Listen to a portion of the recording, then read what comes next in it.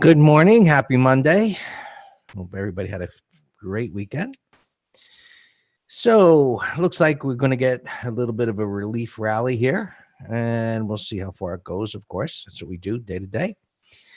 Just to review last week and where we're starting this week. Last week was pretty much a wild jump up and down of ending about where the week had started. You can see the weekly chart here, which is still in an uptrend. Higher highs, higher lows, pretty simple. And it kind of pulled back halfway from where it started the move there in June. No real significant support in this area, but this is what we refer to as creating support. So as the SPYs went up, and then I'll just get the drawing tool out here. On the way down as the correction started, and if you remember, right at this high here is where we call the wrong way option traders loaded the boat on calls, and they started loading up on the puts down here. And so on the way down, it violated 3 prior swing lows, which in my book says this is in a downtrend, even though it doesn't have lower highs and lower lows yet. But as far as the weekly goes, it went up, it went down, and it kind of lost a little bit of ground, but ended pretty much where it started. You can see the open and closes are almost the same, the little red body there. But in any event, as it went down there and it retested, buyers stepped up and created this W bottom here. And this morning they're 29,292. So pretty close to the top area here. So the upside at this point appears to be limited, at least for the moment, since, gapping and moving up toward this resistance area where, there are buyers down here. There's definitely going to be sellers up here. How many we'll see, and that'll be determined on whether it blasts through it, whether it dives back down to the low, or what maybe it hangs out up in that area for a couple of days, and we'll apply our bar by bar analysis to see what transpires day to day and what the message is at the end of each day. So until proven otherwise, going into this week, we've got a trading range. Last week's high and last week's low, and anything in between we would look at being, I guess the top of the range, somewhat bullish, but overall neutral, and down at the bottom of the range, bearish, but neutral. And then if it can clear this area, well, this is what we call a void, right? There's nothing here to really stop it from going up to the old highs. Now, is that going to happen in the face of all this yield curve inversion talk and China tariffs and all of that, which none of that has been resolved or changed at this point. So, but Mr. Schizophrenic being what it is, or he is, she is, I guess I would incline to say she. Women don't take any offense at that. I suppose it's possible, even with no resolve to what's happened. But this market, as I wrote in the letter this weekend, managers and active investors and traders sit on what we call the razor's edge. And I say that because the reactions day to day are, I guess, a little bit of insane, where it's like, oh, we're going to dive down. I don't want to take those losses. Oh my gosh, I better get on board because I don't want to miss the move. And it's rather crazy as to the price action on a day-to-day basis. But stepping away from that, W bottom at hand with a void above, can it get through the range? If it gets down through the bottom, it's going much lower. And if it clears the June low, definitely look out below, because that's where the next void is, and is likely to be a little bit of a mini crash at that point as it dives down. And then we would see whether buyers will step up in that area down there. So, the short answer here is trading range, this week. We'll see if we can get above it or below it. And as I mentioned last week, and probably even the week before, many of the patterns have been pretty similar. Not exact, but similar.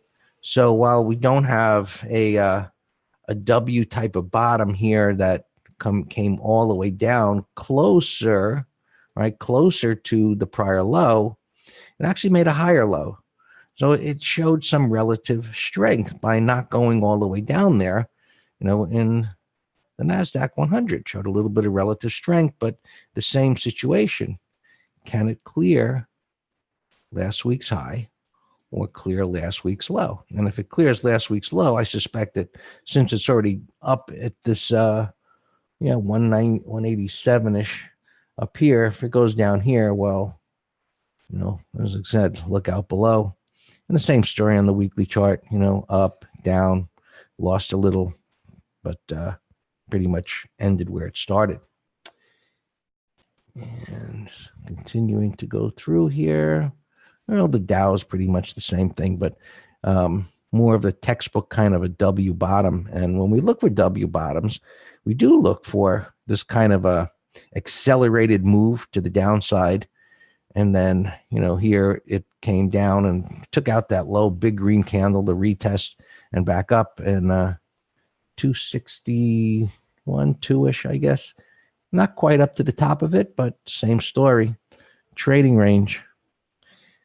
Russell was the weaker and plunged down through the low and came back up again, 150-ish.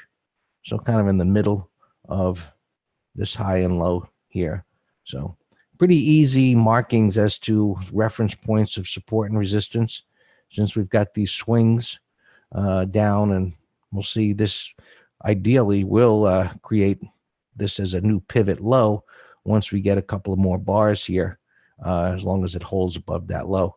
I would suspect that would be the case, because if this was to turn into a rout today and we get a red bar at the end of the day, that certainly is going to be bearish. I'm not suggesting it, but for a gap up like this not to hold, something has gone wrong, obviously. And the transports, pushed even lower below the prior low. So transports have been weaker, relative weakness coming all the way back down to the June low here and beginning to stabilize. We've talked about this head and shoulders type of top. While the lows here are not equal, it broke down and now it's come here. So same story overall, different weekly pattern, not in an uptrend, but same story, high and low markings of support and resistance. We'll see where it goes.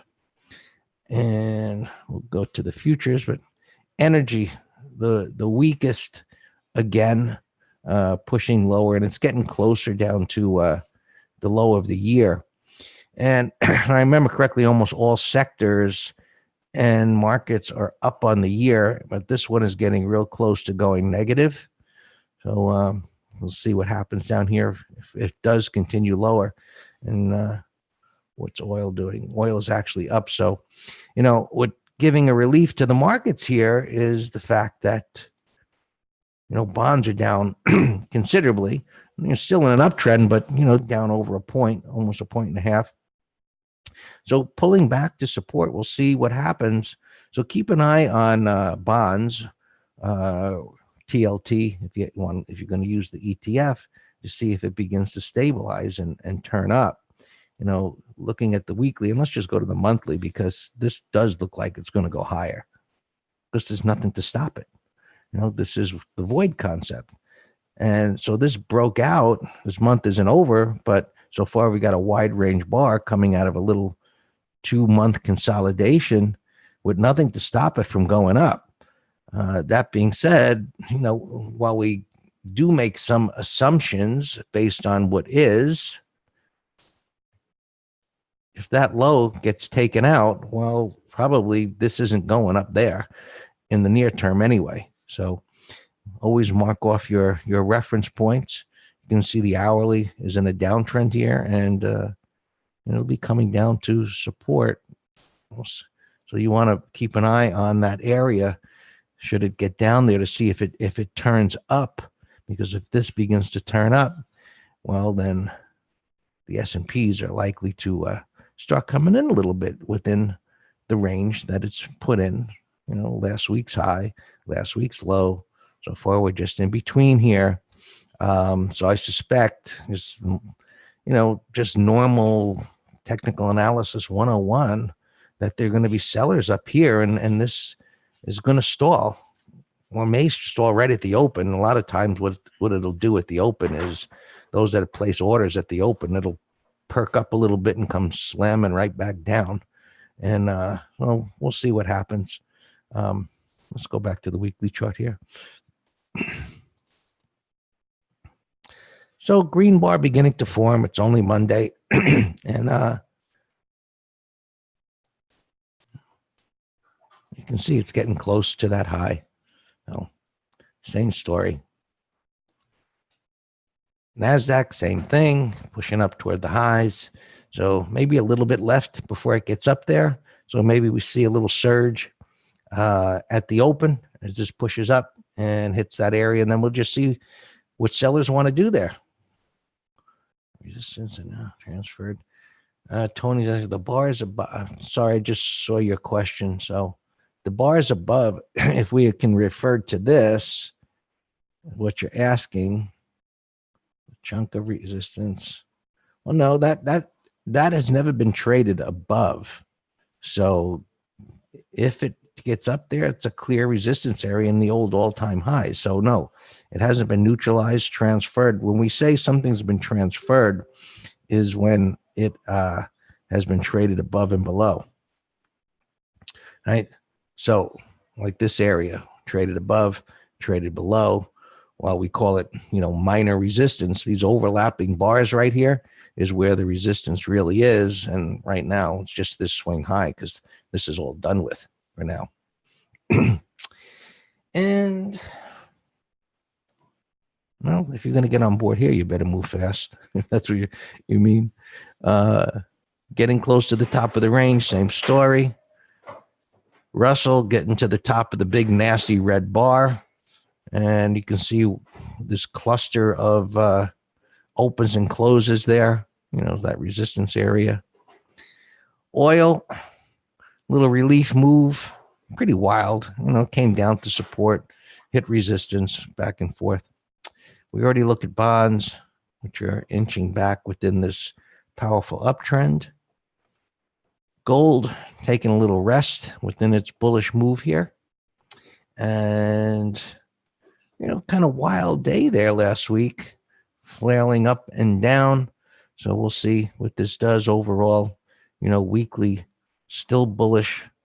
Monthly, still bullish, breaking out of the range with room to go up, somewhat similar to the chart of bonds. And we'll see how far that goes. And silver, coming into a little bit, but makes a little bit more sense considering this is already up at that resistance area up there. So no void for silver. So maybe this is going to come in a little bit more than gold, but still overall bullish trends. Things got kind of crazy with these bars. But, if you exclude the tails there, nothing more than a little sideways consolidation. And then momentum stopped. And as we always do, just look at this and say, can it stay in the upper half of the wide range bar? So we'll see if this just chops around or whether it's going to break below the low of the wide range bar, which will be a bit more bearish, but it's not going to change the trend on the weekly as being up. So I think that's enough for me, Dan. It's all yours. A lot of green here this morning.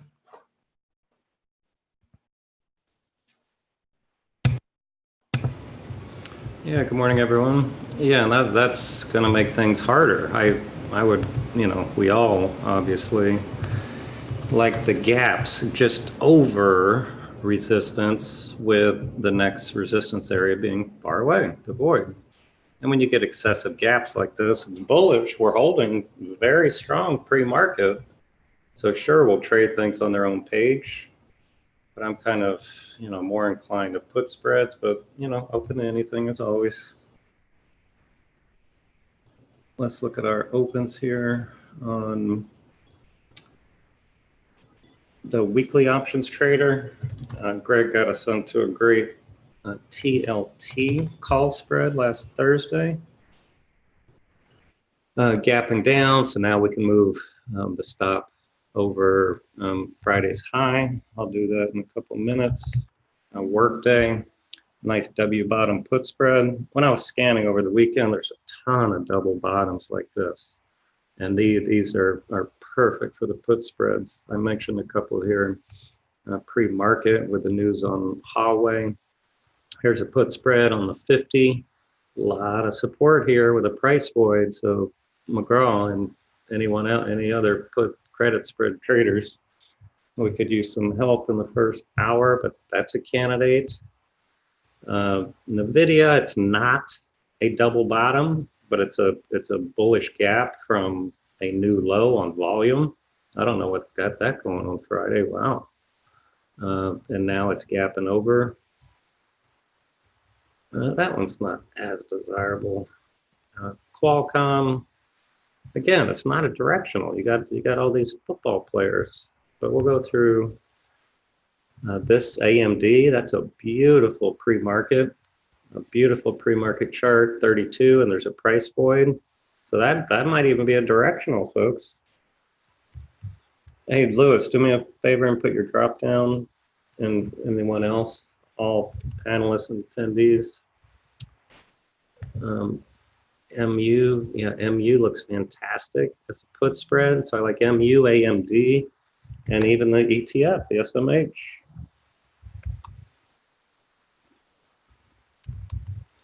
Let me get back to opens now in the swing trader. We don't have that many alphabetically here. AEO got a bullish, we're short the stock, and it got a bullish article in Barron's, so it's gapping against us here. We'll give it a 5-minute high.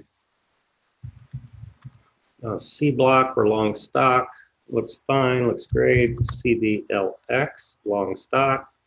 I can't tell where they're trading pre-market, but it looks great, all-time highs. Dish, we bought a gap from a climactic buy setup. It's trying to get its sea legs back here. Did I lose my pre-market data? No. So those other ones just aren't trading very much. Echo Whiskey hit the trigger on Friday by trading over this bar's high. Finally, SRC triggered Friday also. It was over Thursday's high. And this one we have a pig target on based upon weekly and monthly, so that looks great. Now let's continue with gappers. Yuma looks like it was headed for the graveyard, and something's happening here today, 345. Probably, I don't know if it's a pump and dumper or if it's a real reason, but that's a very bullish gap. Dryers here, one of these container shipping companies, and they're very volatile. That's a big old gap to $5 way up here, but nothing to do with that. ARMK, $42, big old gap up here to resistance, nothing to do with that. Hey, does anybody remember what Barron said about this in last weekend's paper, PCG?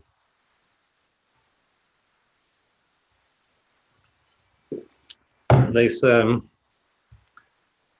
yeah, even if there's bankruptcy concerns, we think it's a good buy. Yep. Look at that, a good buy at $19. You've almost lost half your investment. Fundamentals, they call them. 792, big old gap here. Wow, look at all these reverse splits on the monthly. This was almost $5,000. Just the devastation. DVA, anything gapping down today is relative weakness. No pattern there. Whiskey Bravo. It's a W bottom. It's still in a downtrend, but It's had earnings, possible put spread. Talking about relative weakness, all 30 Dow stocks are green.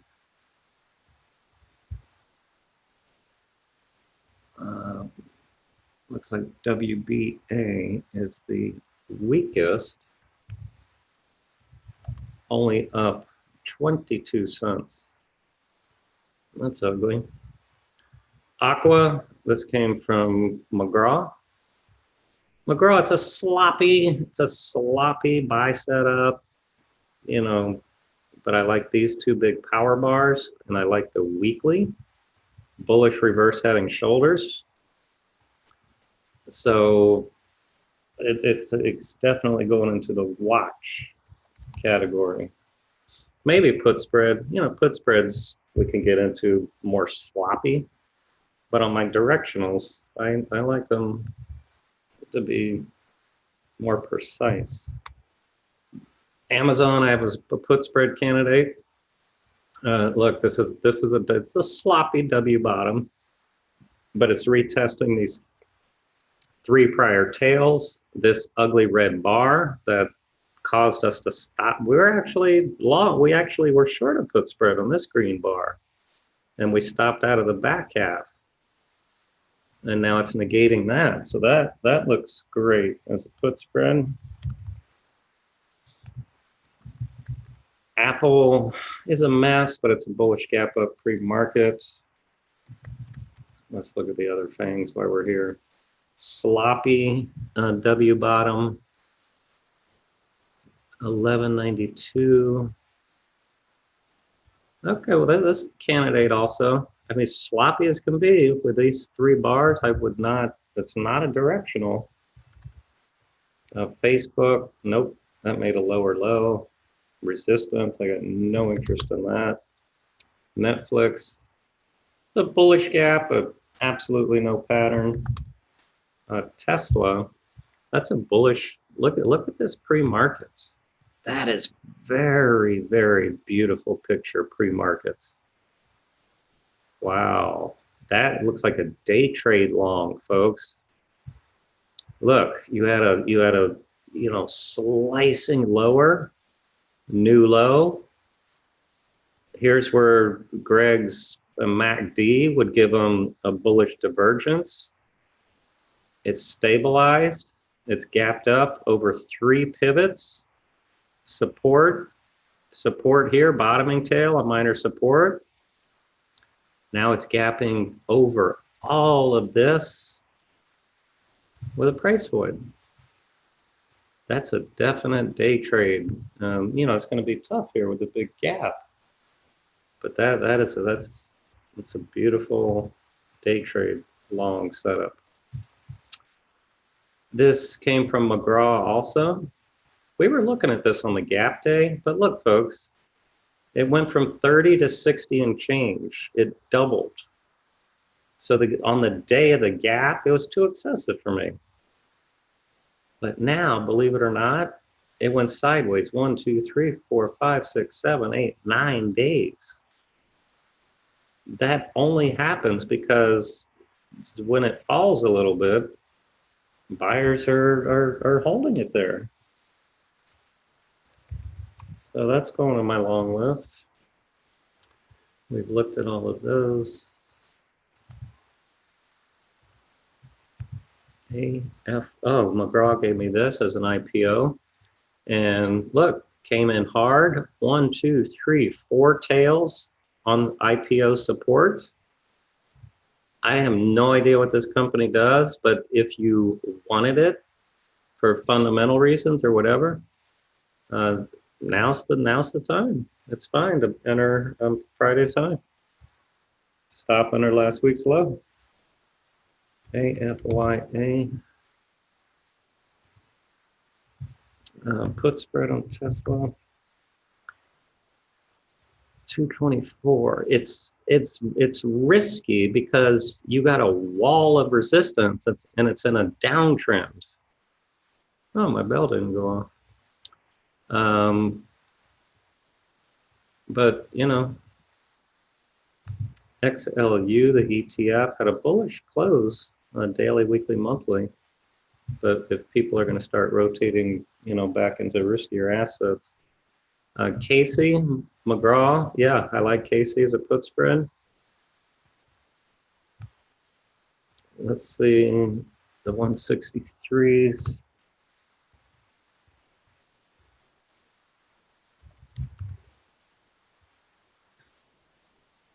Options are going to be spready here. Yeah, they don't have weeklies, but the 160s, 205 by 320. So let it settle down. FIS is breaking out.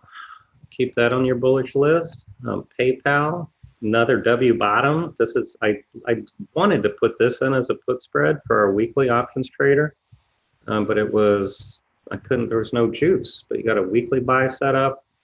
Sloppy W bottom.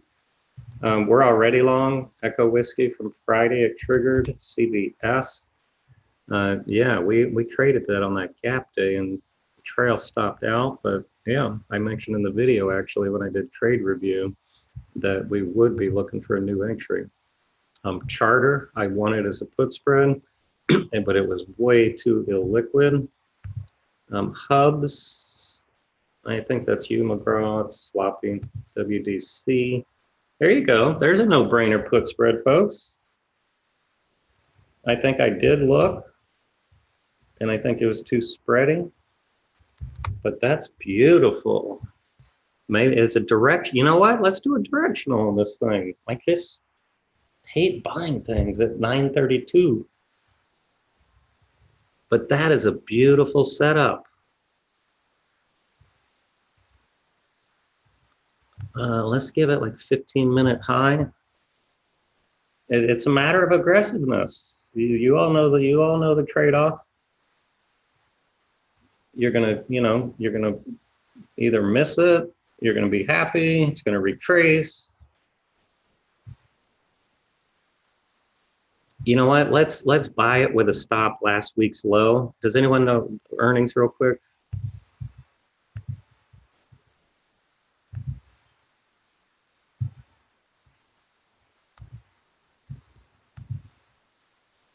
All right, thank you.